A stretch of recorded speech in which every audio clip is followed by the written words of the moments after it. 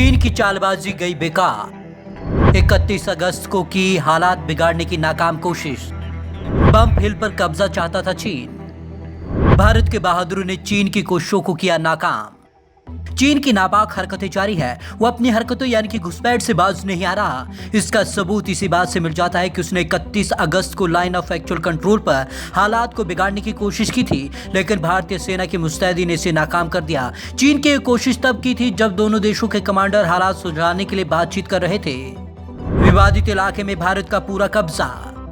सेना के सूत्रों के मुताबिक दक्षिण पैंगोंग के विवादित इलाके में पूरी तरीके से भारत का कब्जा है। यहाँ कई चोटियों पर आर्मी मौजूद है। सेना की तरफ से यह भी कहा गया कि चोटियों पर हमारे जवान इसलिए काबिज हैं क्योंकि लाइन ऑफ एक्चुअल कंट्रोल को लेकर भारत की स्थिति एकदम साफ है। चीनियों के मंसूबे को किया नापाक। आर्मी के सूत्रों ने यह भी बताया कि उसने मुश्किल समझे जाने वाले स्पांगुर गैप, स्पांगुर झील और इसके किनारे की चीनी सड़क पर भी कब्जा कर लिया है। चीन लद्दाख सीमा पर कई चोटियों पर अपना दावा करता है। वह पैंगोंग सो झील के पूरे दक्षिणी हिस्से और स्पांगपुर गैप पर भी कब्जा करना चाहता था ताकि बढ़त हासिल कर सके। कैमरों की परवाह किए बिना हक जमाया। सेना के मुताबिक चीन के पहाड़ों पर कैमरे और निगरानी उपकरण लगे थे ताकि उन्हें भारतीय सेना की गतिविधियों को पता चल सके। इसके सब बावजूद जवानों ने विवादित क्षेत्र में कब्जा कर लिया। इतना ही नहीं, भारतीय सेना के कब्जे के बाद चीन ने अपने कैमरों और सर्विलांस इक्विपमेंट हटा लिए। बैकफुट पर आया चीन। भारत के ठोस दावे के बाद चीन की बौखलाहट दिखी। विदेश मंत्री वांग यी ने कहा कि भारत और चीन के बीच विवाद की वजह सीमा का निर्धारण न होना है।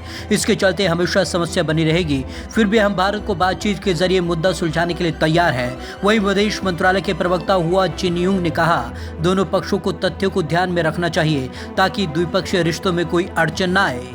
29-30 अगस्त की रात की थी घुसपैठ की कोशिश।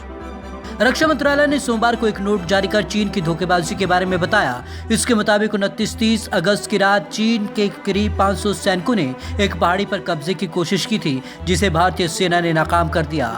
रक्षा मंत्रालय ने कहा, हमारी सेना शांति बहाली चाहती है, लेकिन अपनी सीमाओं की सुरक्षा करना भी जानते हैं। चोटी बम हिल पर कब्जा चाहता था चीन।